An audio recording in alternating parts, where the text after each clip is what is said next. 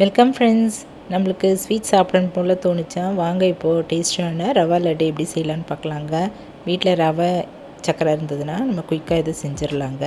வாங்க இது எப்படி செய்யலான்னு பார்க்கலாம். இப்போது 1 கப் அளவு ரவை, 1/2 கப் அளவு நெய், 3/4 கப் அளவு பொடித்த சர்க்கரை, 1/4 டீஸ்பூன் அளவு ஏலக்காய் தூள், முந்திரி பருப்பு தேவையான அளவு எடுத்துக்கலாங்க.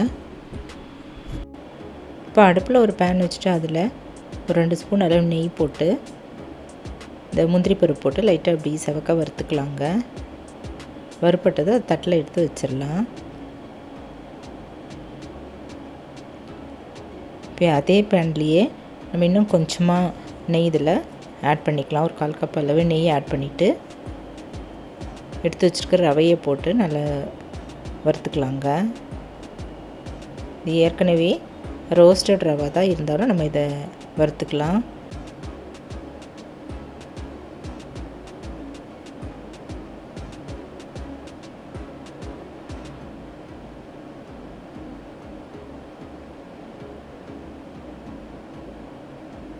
இப்போ இது நல்லா வறுப்பட்ட ஸ்மெல் வந்துருச்சுங்க.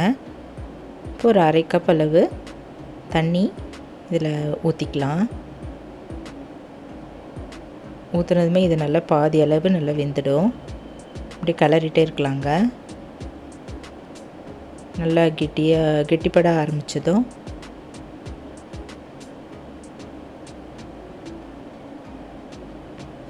இப்போ நம்ம எடுத்து வச்சுருக்கிற பொடி பண்ண 3/4 கப் அளவு சுகர் இதில் ஆட் பண்ணிவிட்டு இன்னும் கிளறிக்கலாம்.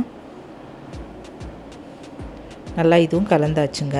இப்போ கொஞ்சமாக மீதி இருக்கிற நெய் இதில் ஊற்றிக்கலாம்.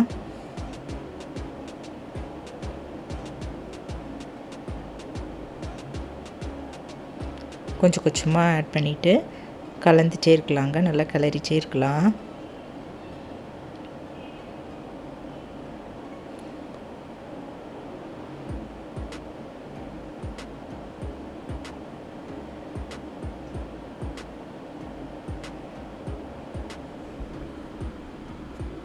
இப்போ கடைசியாக ஏலக்காய் தூள் இதில் போட்டு நல்லா கலந்துட்டு நம்ம இறக்கி வச்சுருவோங்க.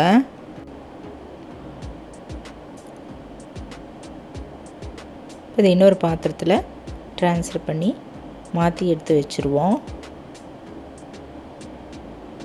இப்போ இதிலே நம்ம வறுத்து வச்சுருக்கிற முந்திரி பருப்பு போட்டு நல்லா கலந்துட்டு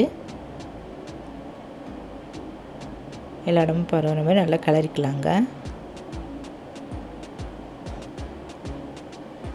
கரண்டிலே நல்லா கலந்துடலாம். இப்போ இது உருண்டை பிடிக்க ஆரம்பிக்கலாங்க. பிடிக்க கொஞ்சம் இதுவாக இருந்ததுன்னா கொஞ்சமாக இதில் பால் தெளிச்சிக்கலாங்க. நல்லா சூடான பால் மேலே இப்படி லைட்டாக தெளிச்சிட்டு உருண்டை பிடிச்சிடலாம். லட்டாக அப்படி பிரிச்சிடலாங்க.